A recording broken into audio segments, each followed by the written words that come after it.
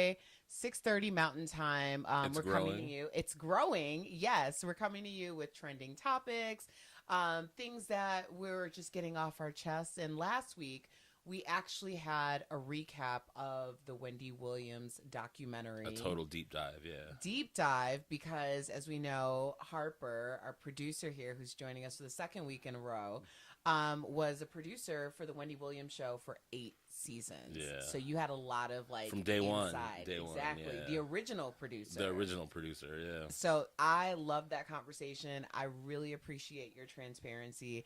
And I thought what was so special about it was one, you know Wendy personally, Hmm. but also the way that you talked about her in the documentary really showed um, how much love and admiration you have for her. Totally, totally. But also giving us a human side to Wendy. And I really appreciated that. Yeah. Hard worker just like you. Yeah, well, thank you. I strive to those types of heights, and I know that it comes with positive and negative things. And having a true circle and community around you is so important. So I appreciate having that between you and Peter Ortiz behind the camera. I just everybody. So I really appreciate that. I do want to start with a couple of comments from last week. I'm going to call it Here for the comments. comebacks and givebacks. Okay, so I'll start with a give back. A give Yeah. back is not positive feedback necessarily, and this comes from at user UG5XM, so they don't go by their name, and they said, okay, the microphones are not in sync. Lady is loud. Producer is very low volume. It's annoying. And you know what? Thanks for the feedback. Thank you for the feedback because we are a work in progress. Each week we're getting better. I appreciate those of you who are recognizing that because we have new equipment. This is a new thing for us, and we're just trying to build the best product possible. And we're showing transparency in that, which ultimately is the genesis of my comeback brand, the transparency in the work. So I appreciate that. Now I'm going to give a comeback, which was great. This comes from at Queenie Lawyer Girl Pity Mom. She says, great interview. You both represented for the queen. Yes, that was the third project that fulfilled Wendy's contract with Lifetime. Like a true queen, she honored her contract. Some people said that documentary should have never came to light. BS. Wendy always said it like she meant it, and we will ride with her till the wheels fall off. Agreed. Everybody got exposed in true queen fashion. She is the blueprint. Sure, she talked trash, but she also took those phone call replies. She took all the clapbacks like a champ. If you can dish it, got to be able to take it. The entire culture of bloggers wouldn't exist without Wendy Williams as the foundation. We will stand by her always. Thank you, Queenie Lawyer Girl Pity Mom. I agree. Queen, lawyer, girl, pity mom. Yes. How you doing? How you doing? We appreciate that comeback. It yes, and I agree with all of that. Like it is so important, even for the work that I do. Like we're constantly just telling our opinions and our, perspective on things based on our lived experience. And I fully anticipate getting feedback, whether it's a comeback or a setback or a clapback or whatever it is. You got to take it Yeah. with respect. Yeah. Because sometimes y'all be coming for me, and I'm just going to tell you, I don't say anything back because that would be bullying. So let's get into it because today we're going to be talking about Niecy Nash and her love for her wife, but also some bizarre questions, as well as the Black Excellence Brunch, which was amazing.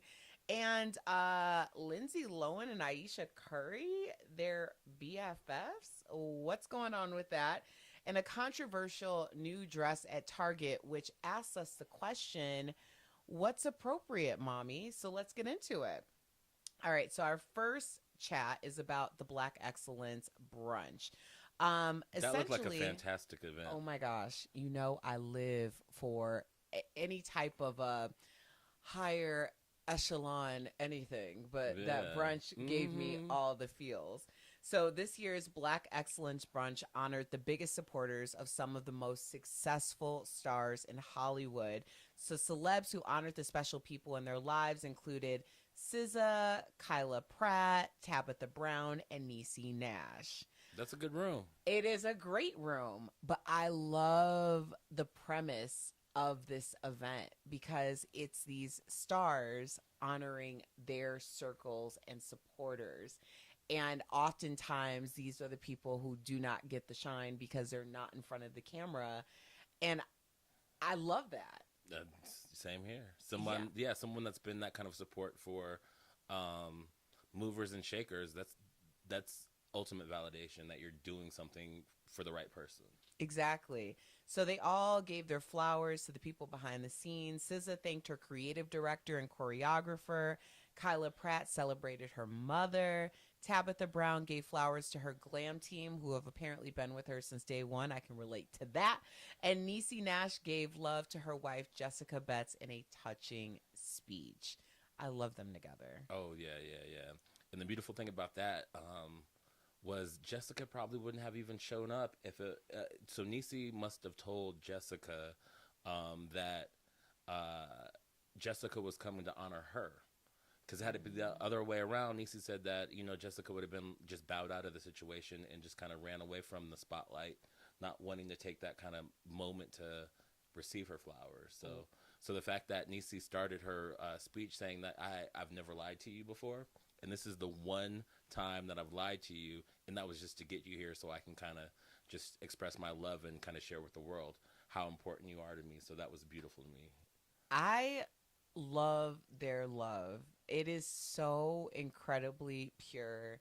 Seeing them on the cover of, was it Ebony? Yeah. Yeah, on the cover of Ebony magazine, the way that they are just very transparent about their lives and their relationship. I think it is so inspiring to so many people, and it's something that we need to see. Yeah.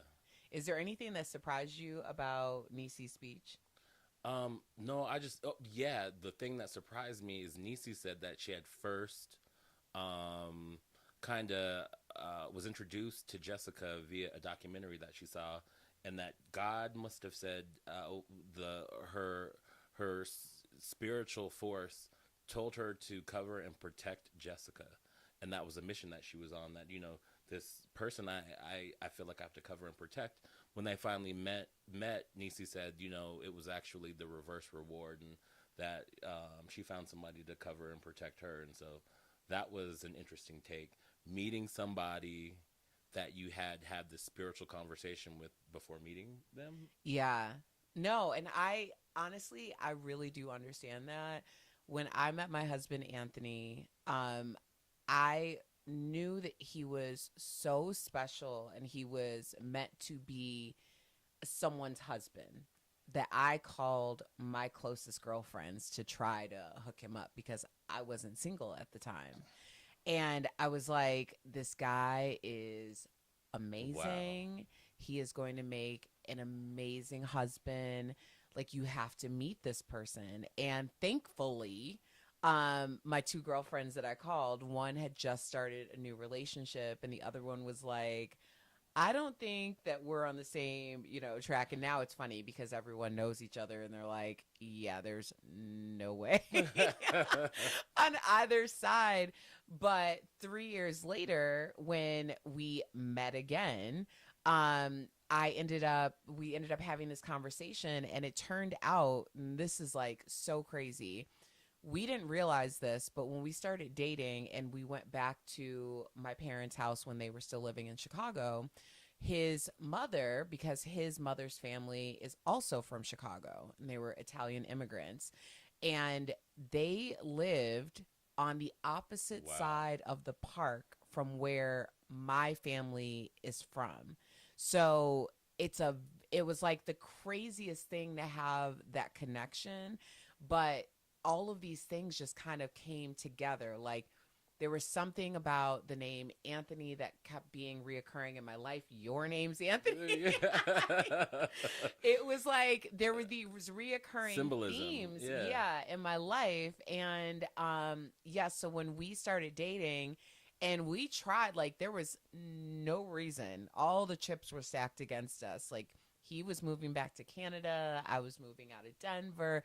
Like, there was no reason why this should have worked. But here we are, a decade later, married and happily married and hopefully expecting children soon. Full circle. So, yeah. So I can understand when you, like, listen to whether it's the spirit, the ancestors, your God, or whatever it is, it's like, this is the right path. And I think that would probably accurately, in my head, describe what people call love at first sight. Mm-hmm. It's not necessarily like seeing somebody and just knowing immediately, but it's like knowing the specialness is there. Yeah. Like kind of seeing the glow or that, yeah. Like there's something about this person. So I do appreciate that. And I also, I mean, the Black, you know how I love a great event, and there's more coming on. So check my socials on Saturday because I have a big announcement. But I also love the idea of events that are put on in honor of people, because I believe that every event should make everyone who attends it feel like they've been thought about in a certain way. It immediately makes me think of Oprah's Legends Ball. Yes. And how she laid that out. I could see Erica's ball being being like that. You know, a ball, you know what? A ball is in my future, okay? A ball is in my future. Manifest. Exactly, because I feel like coming from Chicago and coming from the hospitality industry, which is how I came of age, you would go to these events or you would step into these spaces, and sometimes you would feel like no one considered you, like, or a person like you being there. Mm-hmm. So that's why I feel like anytime I throw an event or a party or whatever, like, I'm thinking about every different type of person. Oh yeah. Like the drinkers and non-drinkers. You do. I've been. I can vouch. Yeah, like the vegans, the vegetarians, the carnivores. Like, everybody should be able to have a great time. So I love this. Is there anything else you want to add about the Black Excellence Brunch? No, it really kind of immediately, when I was kind of considering stories for you to kind of talk about, I saw the instant connection between kind of how you do what you do and who you are, and Black excellence. So no. Well, I appreciate that, because I appreciate a great time. I just want people, at the end of the day, I want people just to have fun. Like, yeah. What's wrong with having like a few hours where you don't have to think about anything else but enjoying yourself? So when it comes down to it, that's what I'm about. Okay. We're moving on to Lindsay Lohan and really Ayesha Curry. Oh, you know, before even that, the conversation that Jessica and Niecy had on the plane. Oh crap! I forgot about that. Yeah, let's talk about that. Okay, so explain it. So, on the plane, and I'm assuming on the way to the Black Excellence Brunch, Niecy on social media, she posted this video of her asking Jessica who she would be buried next to if she passed away, her, or if she got remarried, the new wife.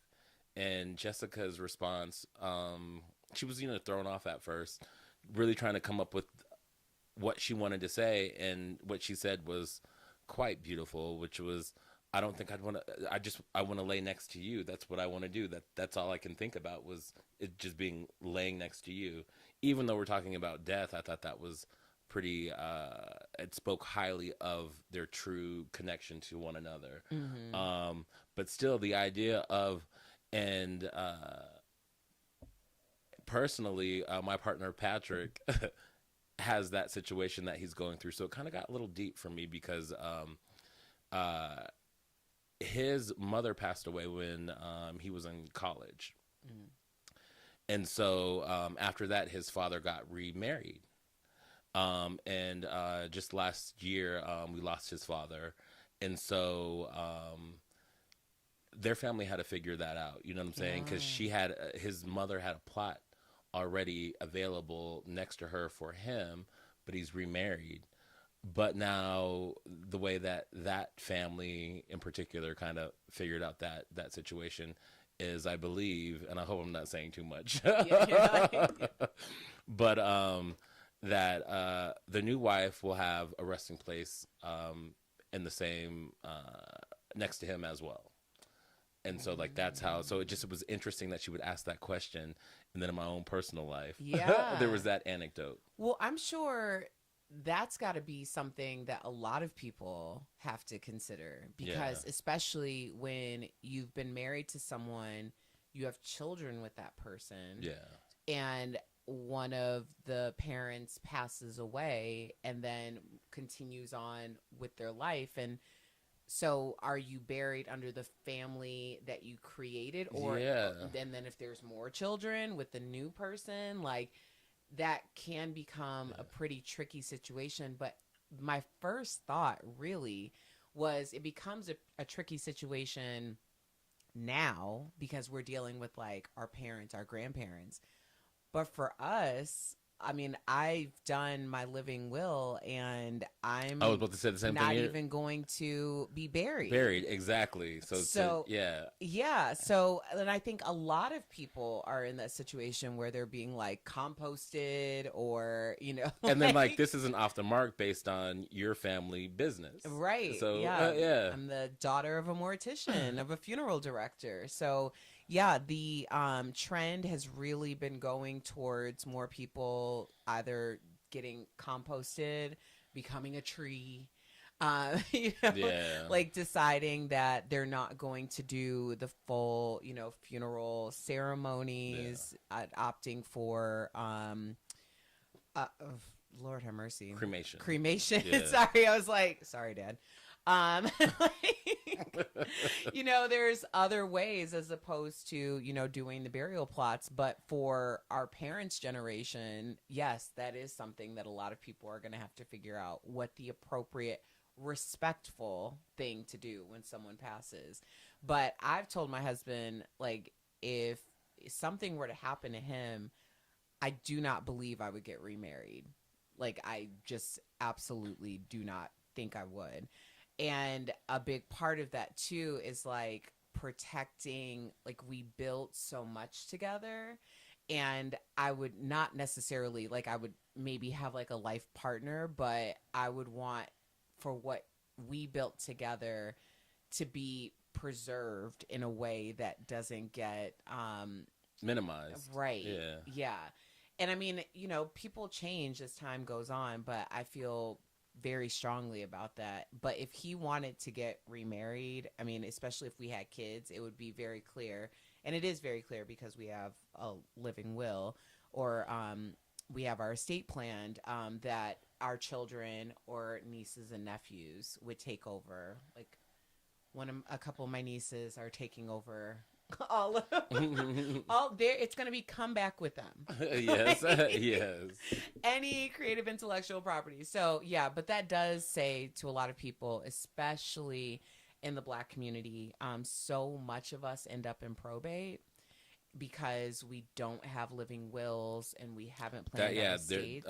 I can say that I'm not educated on a lot of that stuff, and I really kind of need to play catch up sooner than later. Yeah, I actually had an attorney, Michelle Adams. She's an attorney out of Colorado, and she's a Black woman, and that's what she does: estate planning, living wills. And I had her on the podcast actually during COVID because so many of us were passing away, and I had lost quite a few people.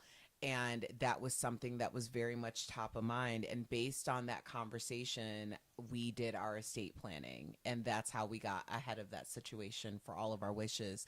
So for those of you who might be interested, check out the podcast. It's on Spotify or wherever you get your podcasts. And you can listen to the gems that she shared with us, because it is so important, not only for you, your parents, your grandparents, all of your loved ones. So get on that. That's my little podcast plug. I'll take it. All right. So we're moving on to something a little lighter, because when I think of Ayesha Curry and BFFs, Lindsay Lohan probably wouldn't be the first person to come to mind.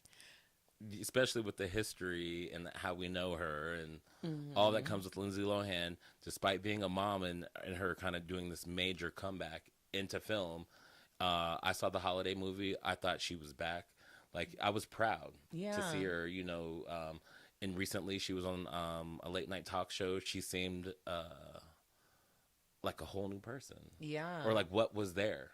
Yeah. Yeah, And I mean, this is comeback, so everyone's deserving of the comeback they're willing to earn. And Lindsay Lohan, for a very long time, was a major punchline, especially me coming from morning radio. She was like headline news nearly every single day. But she was also a very young woman, who clearly didn't have a lot of stable guidance when it came to her parents, who seemingly also wanted to share in that limelight and her fame and fortune. So to see her now, it's heartwarming yeah, because she is on her comeback. But not only is she super close with Ayesha Curry and Steph Curry are actually the godparents to her child.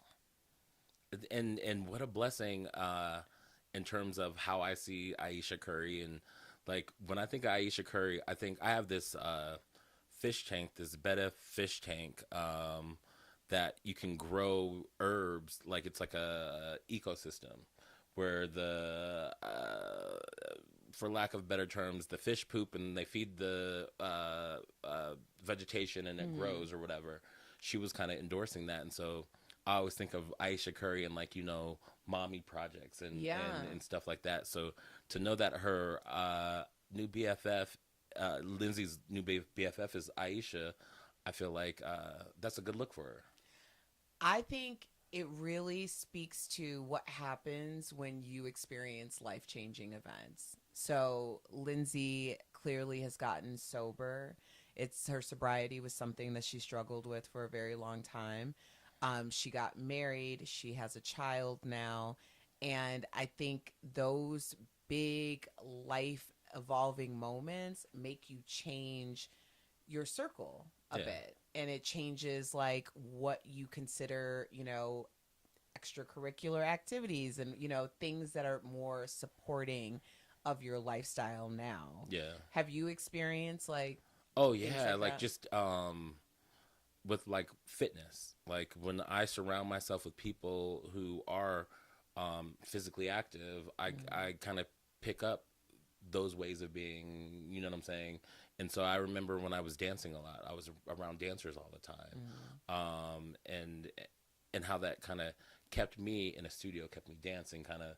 So yeah, so definitely it's like it speaks to who you surround yourself with, and how you show up. Yeah. And I what's also interesting is how they met. How did they meet? So Lindsay's husband's friend is a master chef of some sort and a personal chef to the Currys, and so he was in Dubai with Lindsay, and and kept on telling Lindsay, when Ayesha's out here, you guys need to meet. I need to connect the two of you. I need to connect the two of you. And he was just dead on connecting the two of them. And when they first met, they kind of just hit it off as girlfriends immediately. So, Really?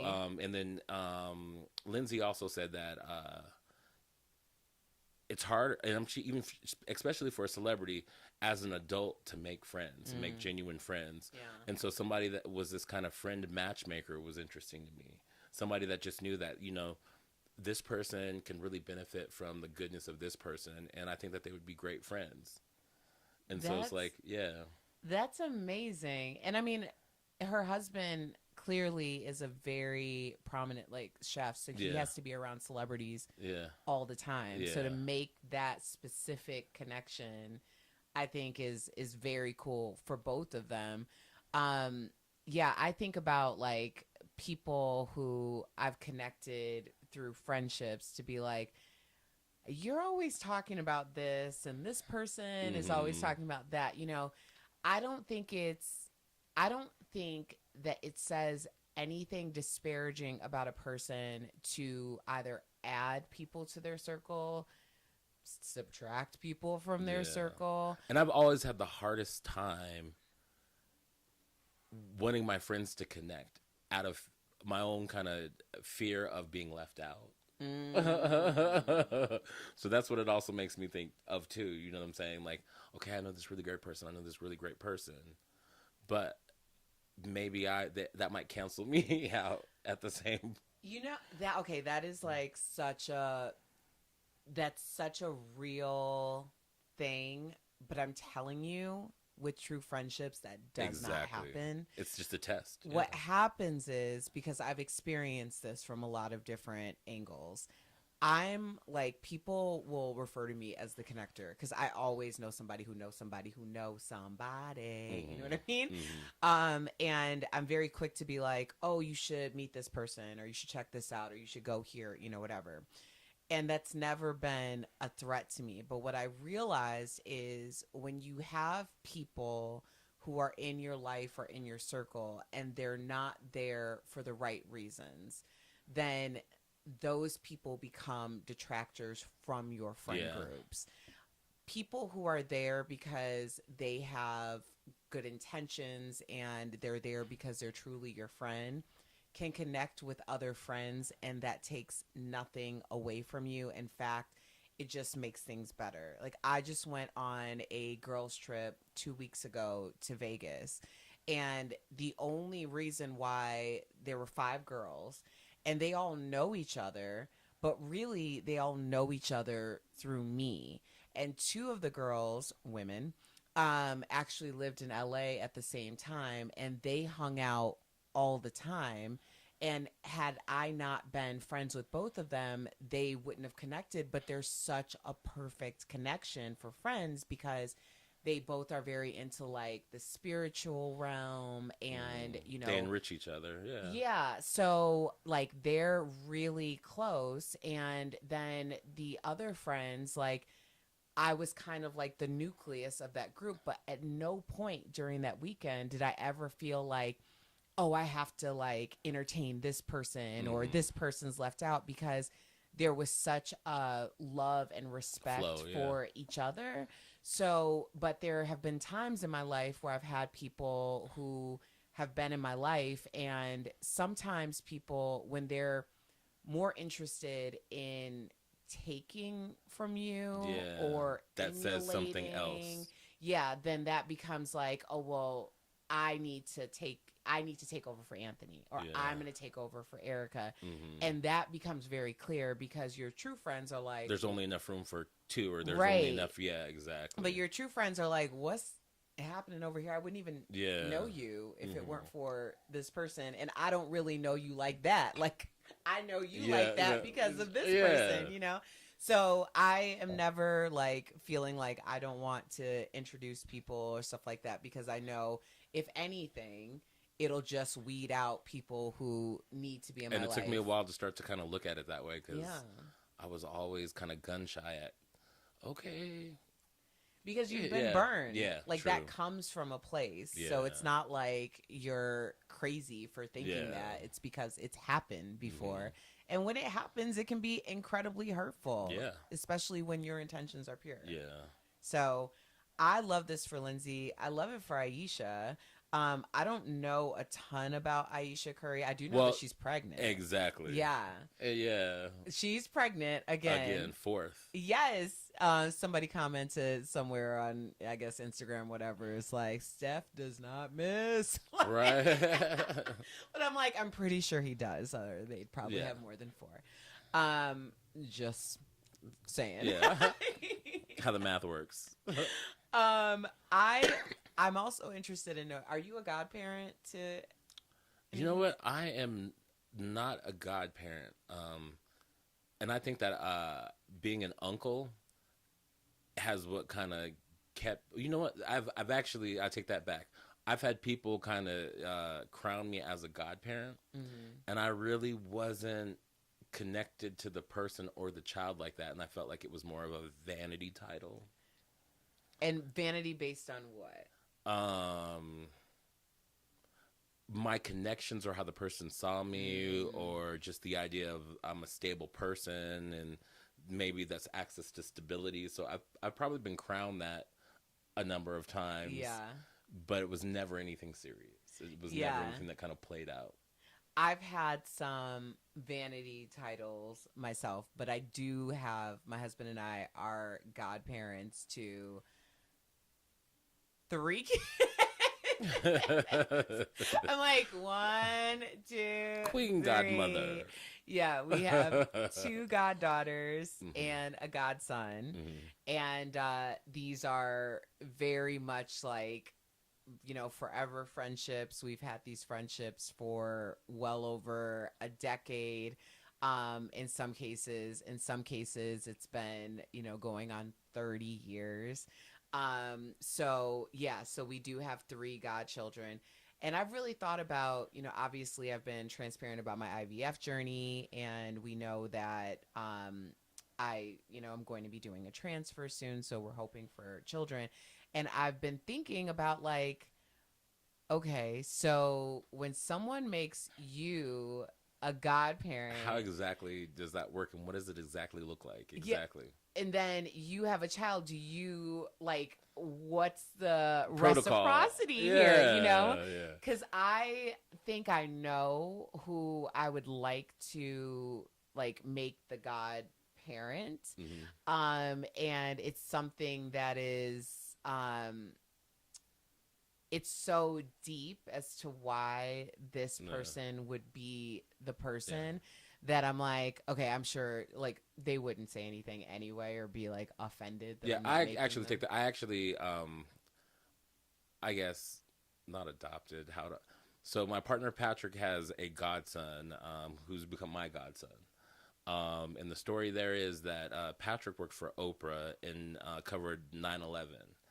And his driver Owen at the time, who became our driver when I was living in New York with him, kind of they got close because they were there for the 9/11 tragedy, and then Owen became a father during that time. So it's like they had this special bond, and that's how Patrick became Owen Angelo's godfather. And Mm-hmm. so I kind of, in being Patrick's partner, now I have a godson, so I take that back. I do have a godson. You have a I have a godson. god, Owen Angelo, yes. Yeah, no, people, you gotta, hello, And say then it loud and proud. and yeah, and so and the interesting thing about that too is so he's Filipino and he from the Philippines, and so as our driver, we would always talk about going to the Philippines, and for Patrick's birthday, I arranged for us to be there for a Beyonce concert. And we got backstage. Beyonce sang him happy birthday. Oh my gosh. But the reason why we were there is because Owen Angelo's family, they were building a school, and so we had been donating to the school, and so we kind of killed two birds with one stone. So I got to see the extended family. So yeah, so I do have a godchild. You do have a godchild, and also you just randomly dropped that Beyonce saying "Happy Birthday" backstage at a concert. Well, no, on stage. So what happened was I was able to arrange for us to get the backstage access. Yeah, and it was easy because we were the only Black men at this Beyonce concert in the Philippines. Yeah. And so on the way out, I remember Patrick said to Beyonce, "You got a good one," because she had just started dating Jay-Z. And she's like, "You do too," because we had gone there not only for the school, but to see Beyonce. Yeah.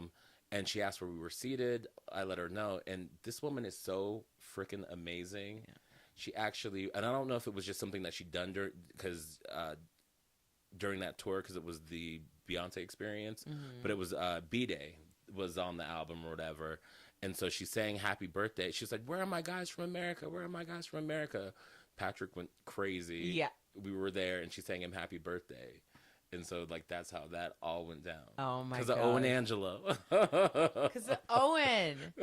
Let me tell you, first of all, that story is awesome. You buried the lead on that one. But also being godparents is like a huge thing, because I was in the middle of a godparent fight one time. Yeah, it actually was a full fight because someone made me and my husband the godparents, and another friend found out about it and was very upset. We didn't know it was a secret. We were out of town with a group of couples. And when I say this dude confronted me like I was a dude, this dude confronted me like I was a dude. And his wife was going crazy. And the whole time I was like, we could Share. share. I don't know. Like, Right. what Two is sets. the Two thing? sets. Yes. The more the merrier. And I was like, like, obviously we love our godchild. You know, we celebrate all the things, but I was like really taken aback that it was that serious. So when I say some people do take that yes, God parent thing so seriously. yes. Yeah. So when I say it loud and proud, Owen, we love you, kid. Yeah. Okay. Mm-hmm. All right. Speaking of kids, let's talk about some age appropriateness. So what we're really calling, is this appropriate, mommy? Things that I'm going to start to think about in the very near future. So Target has a dress that has been caused some controversy on TikTok.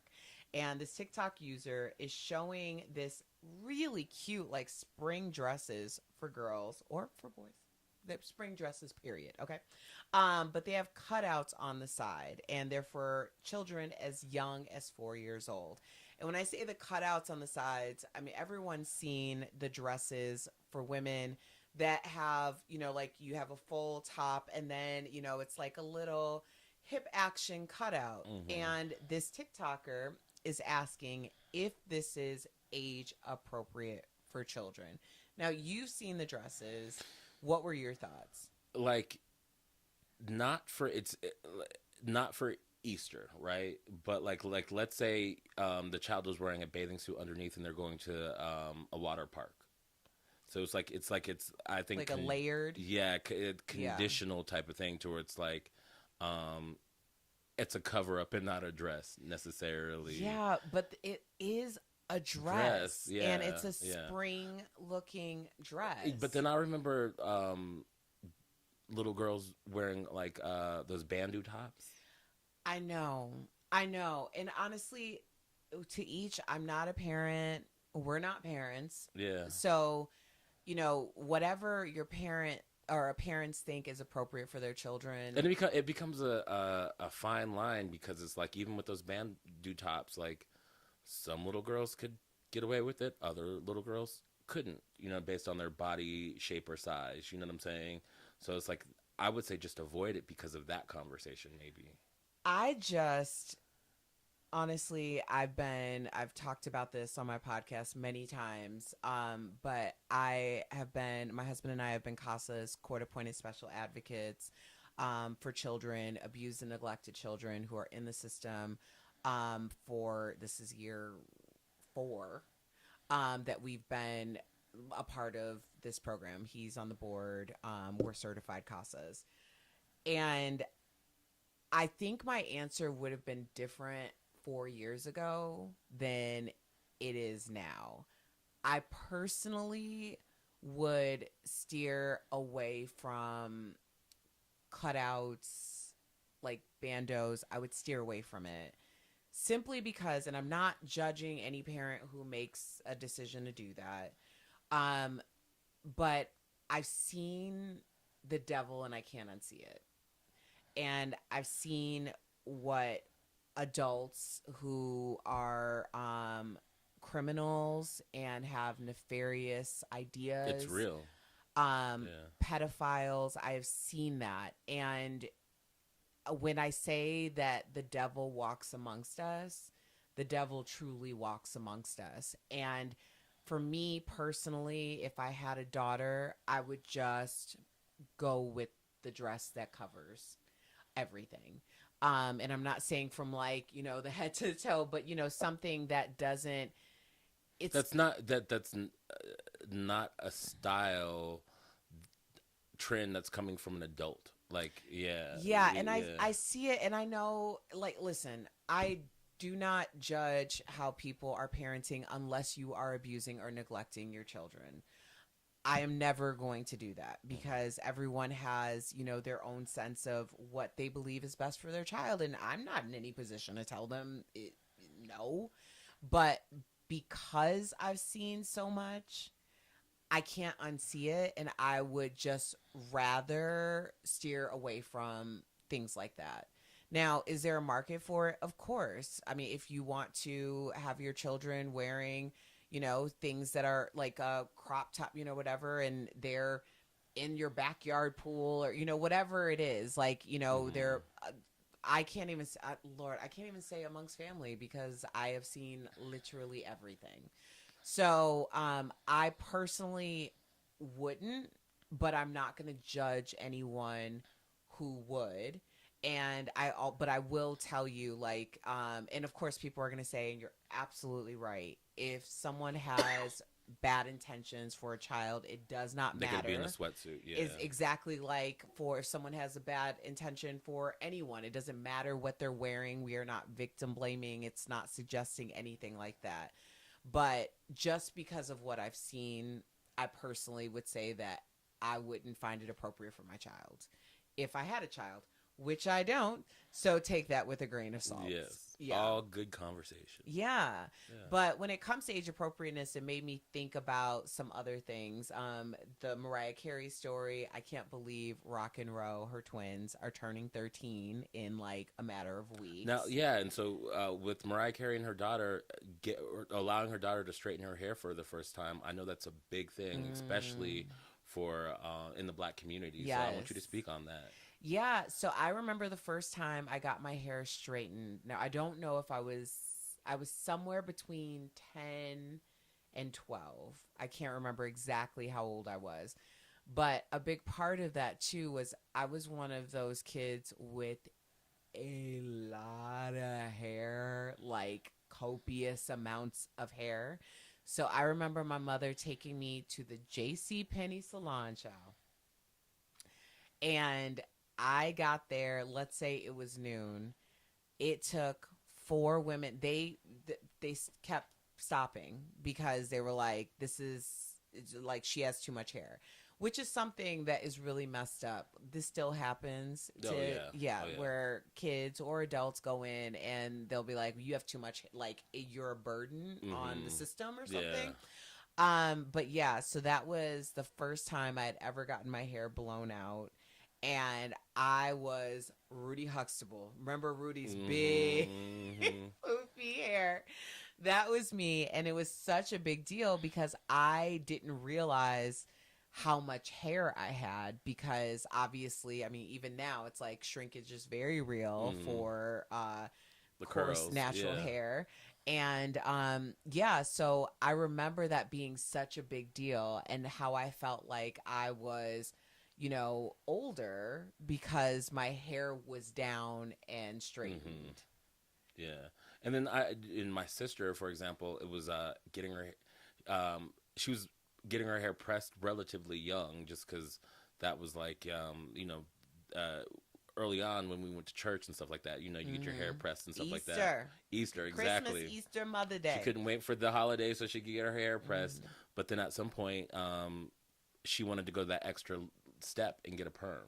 And I Hmm. remember that being an age thing to where my mom said not until you were maybe like I think 16 or could she Yeah, get the perm. And then there's that whole other kind of conversation about healthy hair now and like how yeah, you treat your hair and virgin hair. I even remember, and there's a thing like little black boys in the community typically don't get their hair cut until they're like 5 years old. And that's because this idea that your hair is not going to grow if you start cutting it too soon. mm, So, and that's why you see a lot of little black boys with braids up until like 5 years, and you have that first haircut. Now, I remember getting my first haircut and being terrified. Like it was the first haircut. It was like this big yeah, rite of passage for me. yeah. Yeah, How old were you? about 5 when I got my Yeah. first haircut. Yeah, and I remember it. That was probably one of my first memories, really. Mm-hmm. No, I have a 5-year-old niece, and my brother and sister-in-law have been talking about when it's appropriate to allow her to get her hair straightened. And then I have a 10-year-old niece who has gotten her hair straightened a couple of times. And I think the conversation goes a little deeper now, though, because for starters, especially as little black girls, they have a they have far more representation than we had growing up of natural hair and the diversity of black hair. And one of my nieces is biracial, and the other one, her hair is the same exact curl pattern as mine. So, they've made comments about the girls with the flowy hair in school and how they want their hair to move like that. Look a certain way when it's wet, blah, blah, blah. Right, Yeah. right. So I feel like when you're talking about black children, especially when you're the rite of passage of straightening your hair, it's also the context of like what that means, coupled with the idea of there's so much more representation, especially because of the Crown Act, and people are just wearing their hair natural more than we were used to seeing growing up. So I feel like that it's a rite of passage, but it's also something that has to be so not thoroughly explained, but at least acknowledged. Understood, yeah. Yeah, because I definitely, when I go back and I see, especially the older niece, my hair is if it's not in braids, which sometimes it is, but if it's not in braids, then my hair is natural and it looks just like hers. So she can look at me and be like, oh, I look like my aunt. So I feel like that's something that definitely rite of passage, but also like, and this is going to sound really strange, but for me, self-care was a rite of passage in terms of my skin. I was very acne prone growing up, and there were certain things that my parents felt like I was too young to have done or to take but I was old enough to have acne, but they didn't feel like I was old enough to do anything about it, which I'm going to tell you now, no. If you're old enough to have acne, you're old enough to do something about it. But even like shaving my armpits, my mother did not allow me to shave my armpits until I was like 12 or 13 years old. So I literally was out at a park in my tank top with two little afro puffs underneath my armpits. And when everybody stopped down to be like, why do you have, and they were full little circles. I remember, they were full. I had a lot of hair. We have a lot of hair on your head, let's just say. But yeah, and I remember running back home to my mom and like begging her, let me shave. And she's like, you're not old enough to shave. And she didn't want me to shave until I was like 16 years old. But then when I started like taking things that I shouldn't be using, like duct tape to try to rip the stuff out. Oh my gosh. Yes, I was using duct tape to try to rip, and my like little mustache. That's what I was doing. When my mom started catching me doing things like that, that's when she was like, okay, well, as opposed to going crazy over ripping here, off your skin. Right. Yeah. I was like, just make it go. But that's cultural. Like I know a lot of people, especially women. And then my age, and then and you have to think over time how that has changed, over time. Because I'm sure that our parents were way more conservative than we'll be as parents or people we know as parents. So, yeah. For sure. Well, I mean, our parents were also in a situation. And that's how you get survival. the cutout dresses. Full circle, because that wouldn't even have been a thing. I remember like not being able to wear have my arms out in certain situations. Yeah. So the idea of having my sides tights out. Like, when's the last time you see a little girl? Gosh. I haven't seen a little girl in tights in the last 20 years. I know. The last time I wore tights was when I was flying on standby through a United flight attendant, and that was on the requirement that if women were wearing dresses, they had to wear tights. So I had to go out and get a pair of tights. I can't remember, but tights are coming back. Yeah. I just don't. It's not like the requirement. Yeah, but it's fashion. Anymore. It's not. It's not like concealing. Right. Yeah. Right. No, that's true. It is a fashion choice. It's a cute fashion choice. I could wear some tights. Actually, I'm not gonna wear tights because then your feet are like sliding all up in your heels. And I have a funny tight story. Oh my god. So my mom used to have Tupperware parties, Yeah. and she and her friends would always have on tights, and I just remember like rubbing their legs and just being ignorant to the fact that I was like massaging these women's legs. You just So like they the would, texture. yeah, I love the texture of feeling and so they would wear tights, so I would like, rub on Were you their under the legs. table? No, it was all out for everyone to see, but it was just my fascination with how they felt in like rubbing these women's legs as a kid. Oh. We all had our thing. Yeah. I used to put baby powder in my mouth, so I was like the original cinnamon challenge. I'm lucky I didn't choke to death. Rubbing my mom and her friends their legs because they're wearing tights. It was a texture Yeah, it thing. was a texture thing. Yeah. I'm not blaming you. Some of them are very silky. Bring the tights back. Right. I'll just get the ones that just end at the ankle, so I don't have to worry about the actual. And then why wouldn't they just always make? Well, I guess because they fit up like a pump or something. Right. Yeah. Yeah. But yeah, I'm gonna, you know what, I'm gonna go out and get some tights. You're gonna see me on DBL wearing tights just for no reason at all. Kicking up the leg. For no reason at all. Like, look at my silky smooth tights. Mm-hmm. Well, Harper, I think that's a wrap for this week. Yeah. We appreciate y'all Another one joining down. us. Yes, producer Harper has been joining me for the past 2 weeks. It's always great to hear from you. You're gonna have to chime in more. This was fun. Yay! Yeah. We appreciate y'all so much. If you want to give a comeback, a give back, a clap back, leave us a comment in the comment section. If it's good enough, we'll be sure to read it next week. Also, check out Come Back with Erica Cobb podcast. You can catch up on all of the old episodes. New episodes will be coming. And just a reminder, on this Saturday, I will be posting a very special announcement that you do not want to miss. So check out all of my socials for this announcement, and it is super exciting. It's a save the date, and that's all I'll say. So you can get more on the podcast wherever you get your podcast. Also on comeback.tv, which is my online home, which I should know by heart. You can get all the information about me, about the brand, and all of our past episodes. So we appreciate you hanging out with us, and we will see you next Thursday. Anything to add? That is it. All right. Follow me on social media at Erica Cobb on all social platforms except TikTok, which is at I am Erica